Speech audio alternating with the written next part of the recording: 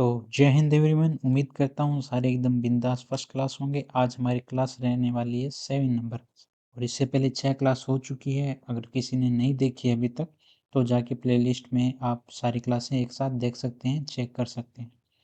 तो हम बढ़ते हैं हमारे क्वेश्चन की तरफ जो हमने लास्ट छोड़ा था कि वह रेखा जिसे पड़ोसी पड़ोसी देश और विश्व समुदाय द्वारा मान्यता प्राप्त होती है वो क्या कहलाती है। तो ऑब्वियसली वो इंटरनेशनल बॉर्डर होती है जो दो देशों के बीच में होती है और दोनों के देशों की तरफ से मान्यता होती है। नेक्स्ट क्वेश्चन है हमारा क्वेश्चन नंबर 140 कि गुस्से को संभालने का स्वस्थ तरीका कौन सा है। तो सबसे अच्छा तरीका होता है शांत रहना। तो नेक्स्ट क्वेश्चन है हमारा क्वेश्चन नंबर 141 कि स्वयं की जागरूकता सेल्फ अवेयरनेस क्या है। तो सेल्फ अवेयरनेस क्या होती है कि अपनी ताकत और कमजोरियों को जानना।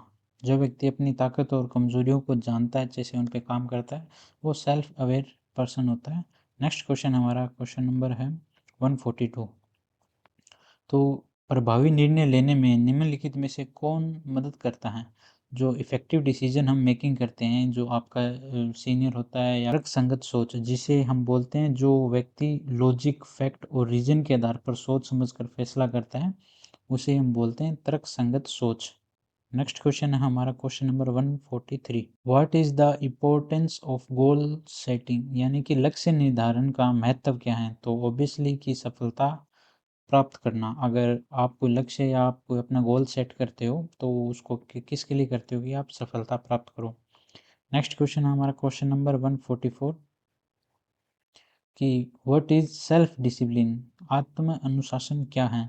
तो ऑप्शन नंबर हमारा बी रहने वाला है अपनी प्रतिबद्धताओं का पालन करना, यानी कि स्टिकिंग टू वन कमिटेड्स, यानी कि जो आपने जो बात बोली है, भी आपने बोला कि मैं कल पढ़ूंगा या मैं कल जो काम करना है वो मैं करूंगा और आप अपनी बात पे टिके रहें, उसे बोलते हैं हम सेल्फ डिसिप्लिन। नेक्स्ट क्वेश्चन हमारा क्वेश्चन नंबर 145 निम्नलिखित में से कौन सा सामाजिक शिष्टाचार का उदाहरण है। तो ये ऑब्वियसली ऑप्शन नंबर बी हमारा रहने वाला है living a rest room clean and neat. तो जैसे कि इसमें ऑप्शन नंबर ए दे रखा है कि टॉकिंग लाउडली इन पब्लिक, की जब पब्लिक में हो तो ज़ोर ज़ोर से चिल्लाना, तो ऐसा तो बिल्कुल नहीं करना होता। और ऑप्शन नंबर सी है इंटरप्टिंग ड्यूरिंग कन्वर्सेशन, कि आप कोई बात कर रहा हो उसमें इंटरप्ट करते हो, उसमें बीच में दखल करते हो।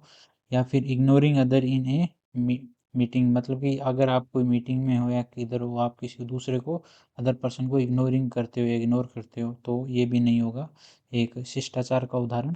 तो ये अपना ऑप्शन बेस्ड क्वेश्चन था, तो आपको चारों ऑप्शन को पहले अच्छे से रीड करना है, फिर उसके बाद आंसर टिक करना है। नेक्स्ट क्वेश्चन ये रहने वाला है हमारा 146 कि तेल की आग बुझाने के लिए किस प्रकार के अग्निशामक का उपयोग किया जाता है। अग्निशामक का उपयोग किया जाता है तो ऑप्शन नंबर हमारा है ना फोम। जब मान लो तेल की आग बुझाने के लिए, जो कि तेल होता है जैसे कि जैसे पेट्रोलियम हो गया या फिर कोई ऐसा तेलनुमा पदार्थ की वजह से आग लगे, तो उसको बुझाने के लिए हमें फोम टाइप लेना पड़ता है जिससे आग पे कंट्रोल कर सकें। नेक्स्ट क्वेश्चन हमारा क्वेश्चन नंबर 147 कि जिले में नागरिक सुरक्षा का अंतिम प्राधिकारी कौन होता है। तो इसका ऑप्शन नंबर हमारा रहने वाला है डीएम, जो डायरेक्ट हमारे मजिस्ट्रेट होते हैं वो होते हैं। हिंदी अपने व्याख्या देख लेते हैं एक बार। जिला मजिस्ट्रेट कानून और व्यवस्था बनाए रखने के साथ साथ जिले में नागरिक सुरक्षा का अंतिम प्राधिकारी होता है। नेक्स्ट क्वेश्चन हमारा क्वेश्चन नंबर 148 कि एनडीआरएफ का पूरा नाम क्या है, फुल फॉर्म ऑफ एनडीआरएफ। तो ये हमारे रहने वाली है नेशनल डिजास्टर रिस्पांस फोर्स, जो कि जब आपदा आती है तो उसको संभालने के लिए या उसको फेस कौन करते हैं, वो हमारे जो नेशनल डिजास्टर रिस्पांस फोर्स होती हैं वो करते हैं। नेक्स्ट क्वेश्चन है हमारा क्वेश्चन नंबर 149 कि निम्नलिखित में से कौन सा प्राकृतिक आपदा नहीं है। कि जो नेचुरली डिजास्टर होता है, प्राकृतिक आपदाएं आती है, तो इन ये भी अपने ऑप्शन बेस्ड क्वेश्चन है, तो इन चारों ऑप्शन में से आपको एक सेलेक्ट करना है। जैसे कि फ्लड्स, तो बाढ़ तो नेचुरली होती है, अर्थक्वेक भी नेचुरली होती है। और उसके बाद हमारा नेक्स्ट है बांध। जो बांध होता है वो क्या होता है, वो नेचुरल नहीं, तो वो नेचुरल नहीं होता, वो ह्यूमन मेड होता है, यानी इंसान निर्मित होता है। और ये इसके एक्सप्लेनेशन भी देख लेते हैं। बंद मानव निर्मित विरोध या आंदोलन होता है, यह प्राकृतिक आपदा नहीं होती है ऑब्वियसली। नेक्स्ट क्वेश्चन हमारा क्वेश्चन नंबर 150 कि राष्ट्रीय सामाजिक सहायता कार्यक्रम कब शुरू किया गया था? तो ये हमारा लॉन्च हुआ था 1995 टू 1997 के बीच के अंदर, मिड में हुआ था। डेफिनेशन में हमारा दे रखा है कि ये योजना मृत्यु, वृद्धावस्था, विकलांगता की स्थिति में गरीब परिवारों को आर्थिक सहायता देने के लिए शुरू की गई थी। कि नेक्स्ट क्वेश्चन हमारा क्वेश्चन नंबर 151 कि 1 अप्रैल 2000 को डैश नामक नई योजना शुरू की गई थी। तो वो हमारी कौन सी योजना थी? वो थी Annapurna scheme provides food security to senior citizen who are eligible for pension but not receiving them. तो वो बूढ़े लोग या वो ऐसे लोग जिनको फूड खाना नहीं मिल पाता है और उनके लिए ये योजना शुरू की गई थी, जो कि 1 अप्रैल 2000 सन के अंदर हुई थी। नेक्स्ट क्वेश्चन है हमारी 150 नेक्स्ट क्वेश्चन हमारा 152 की Bihu is harvesting festival of dash state. तो ये हमारा असम का रहने वाला है। कि जो हार्वेस्टिंग फेस्टिवल होता है, तो जैसे फसल काटते हैं तो उस वक्त शायद ये असम में मनाया जाता है। तो बिहू असम का प्रमुख फसल उत्सव है जो मौसम परिवर्तन और नई फसलों के आगमन पर मनाया जाता है। तो आप अगर आप क्वेश्चन पढ़ रहे हो तो साथ साथ में आप डेफिनेशन भी पढ़ सकते हो वीडियो को पॉज करके। नेक्स्ट क्वेश्चन है क्वेश्चन नंबर हमारा 153 की भूटान की राजधानी क्या है? तो ऑब्वियसली थिम्पू रहने वाली है हमारी भूटान की राजधानी। नेक्स्ट क्वेश्चन है हमारा क्वेश्चन नंबर 54 की सार्वजनिक भाषण में आपके चेहरे के भाव डैश से मेल खाने चाहिए जो आप प्रस्तुत कर रहे हैं। मतलब कि आप जब सभी के सामने भाषण देते हो सार्वजनिक रूप से, तो आपके जो चेहरे के भाव होते हैं वो मेल खाने चाहिए जो कि आप प्रस्तुत कर रहे हैं। तो ये होना चाहिए मैसेज से, जो आप बोल रहे हैं, जो आप संदेश देना चाहते हैं लोगों को, उस हिसाब से आप अपने फेस को एक्सप्रेस करते हो हमेशा। नेक्स्ट क्वेश्चन हमारा क्वेश्चन नंबर 155 की इफेक्टिव कम्युनिकेशन में क्या इन्वॉल्व है, क्या शामिल है? तो वो होती है ओरल कम्युनिकेशन और नॉन वर्बल कम्युनिकेशन और लिसनिंग। तो ऑल ऑफ अबो ये सारे इफेक्टिव कम्युनिकेशन के अंदर आते हैं। नेक्स्ट क्वेश्चन है हमारा क्वेश्चन नंबर 156 की what is the meaning of personality development. तो पर्सनैलिटी डेवलपमेंट का क्या मीनिंग है? Enhancing overall qualities and behaviour, अपने क्वालिटीज और बिहेवियर को इनहेंस करना और अच्छा करना। नेक्स्ट है हमारा क्वेश्चन नंबर 157 कि how many bones are there in a human body. तो ये तो 106 रहने वाली है हमारी। नेक्स्ट क्वेश्चन है हमारा क्वेश्चन नंबर 158 कि शरीर में कौन सा अंग अवशिष्ट को छानने का कार्य करता है? तो ऑब्वियसली वो हमारा किडनी रहने वाला है, गुर्दा जिसे हम बोलते हैं। कि गुर्दा रक्त से अवशिष्ट पदार्थों को छानकर शरीर में तरल संतुलन बनाए रखते हैं।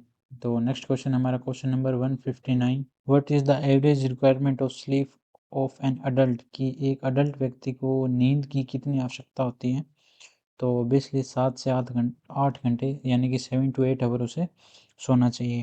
नेक्स्ट क्वेश्चन है हमारा भारत का सबसे स्वच्छ शहर कौन सा है? तो ऑब्वियसली इंदौर एक नंबर पे आता है भारत के अंदर सबसे स्वच्छ शहर के अंदर। नेक्स्ट क्वेश्चन है हमारा क्वेश्चन नंबर 161 की कोरोना वायरस की उत्पत्ति कहाँ हुई थी? ये हुआंग में हुई थी, जो कि चाइना का एक शहर है। हुआंग के अंदर कोविड-19 की ये क्वेश्चन ऑब्वियसली आ सकता है इस बार। नेक्स्ट क्वेश्चन है हमारा पीलिया रोग में शरीर का कौन सा अंग प्रभावित होता है? तो जॉन्डिस होने पर हमारा सबसे पहले लीवर जो होता है वही इफेक्टिव होता है।